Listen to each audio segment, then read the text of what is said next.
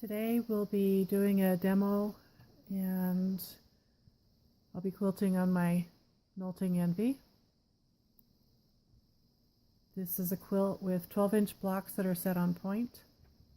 We'll be doing continuous curves. I have two favorite threads. One is Essential Pro from Connecting Threads. The other is Glide. Considering the fabric that this is, I didn't want to use Glide. I don't want that shine, so I'm using the Essential Pro. I use several different rulers with this.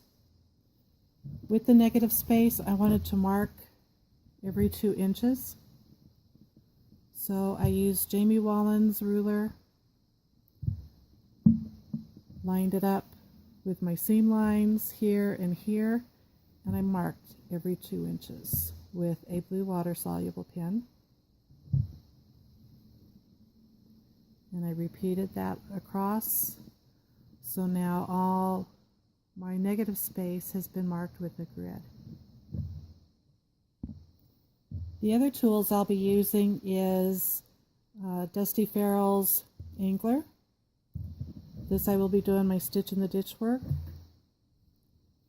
I have Cindy Roth from Long Arm University. I have her small stitch size 3-inch ruler, circle ruler. And then I have Deloa Jones. I have her 6-inch, 8-inch, and 12-inch boomerangs. These are what I will be using for continuous curves as well as the circle. And the reason for the different size boomerangs is we have long seams here. And if I did them, I can't do them with the small circle. And to do it with a small boomerang is not going to work either. So I do use different rulers. What I like about Deloa's is that I get the same arc this way and this way, so I'm not having to work from the back side of the machine. Since these blocks are on point, I can't get from a point to a point, and if I could, that would be, I could advance it to where I could just barely do it, but that would be an awful long reach. So I'm going to just go from let's go from here, because this is going to be where it's going to be comfortable for me to reach to. Just going to pick up our thread, lock it in, needle down. I am working in stitch regulator mode. The only time I use the stitch regulator is when I'm doing ruler work. Otherwise, I'm in manual mode. So let's just kind of give it a start here, and you can see what I'm doing as I go.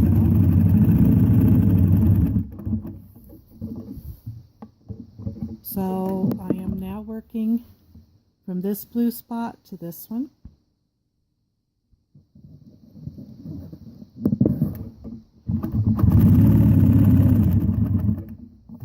And I can work up to the next one.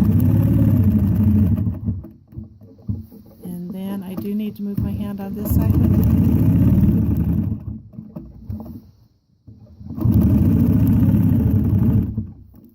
Go back down, stitch in the ditch. On this quilt, the only time I'm stitching in the ditch is on the edge.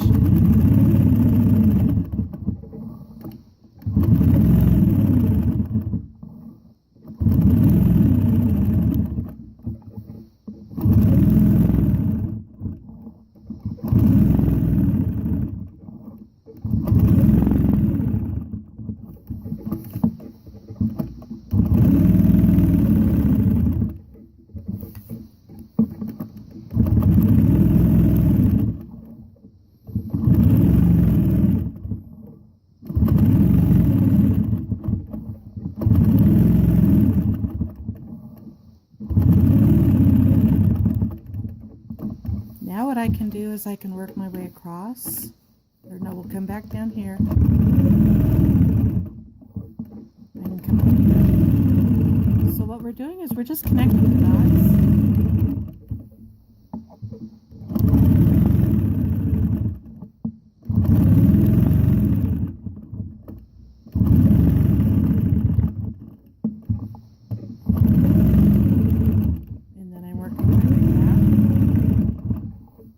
top again.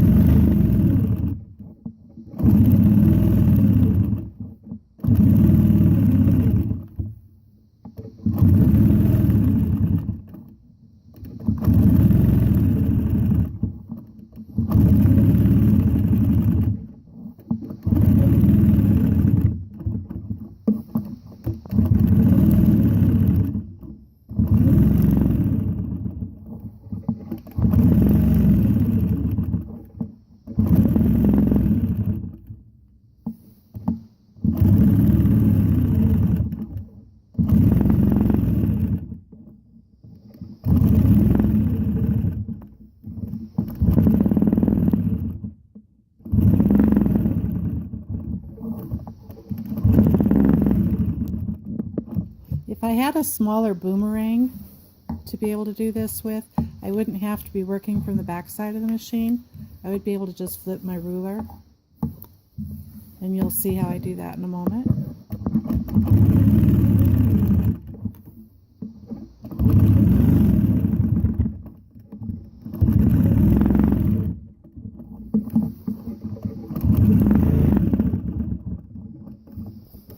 Okay, one more stitch in the ditch, and we'll be done with this.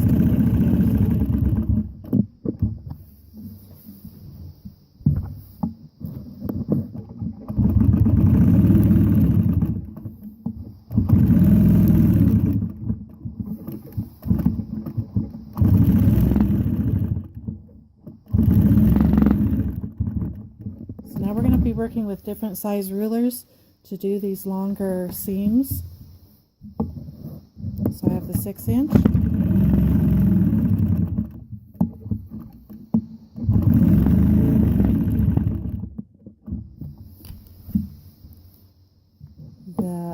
Let's see, the 8-inch.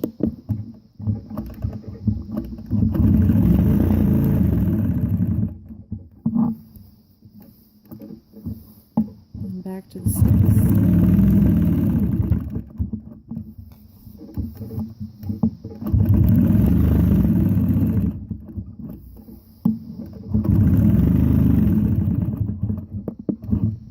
And I already have chalk lines here going to the center. So we will get the 6-inch here again.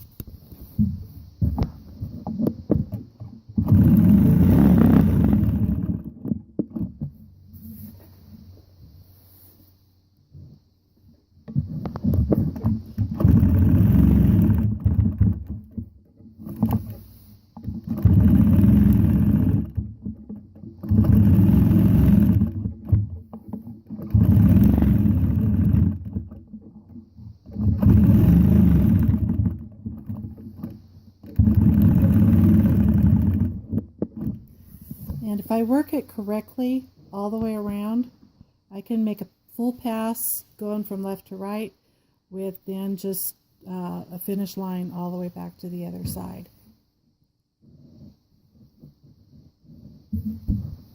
But this kind of gives you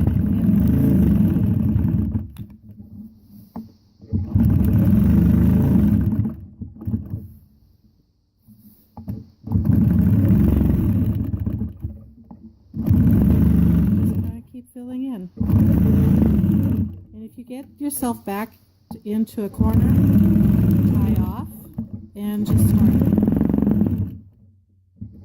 Because even the most seasoned quilter put themselves into a corner.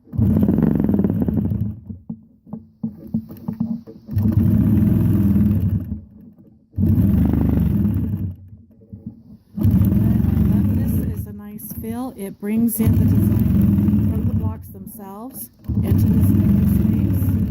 It gives an impression of the cathedral window.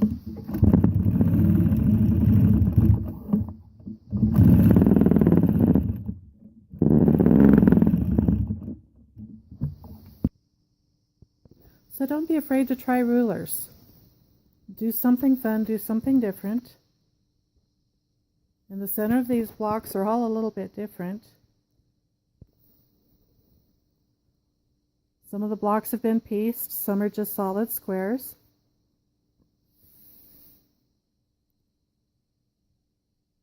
And rather than make them all the same, I kind of switched them up.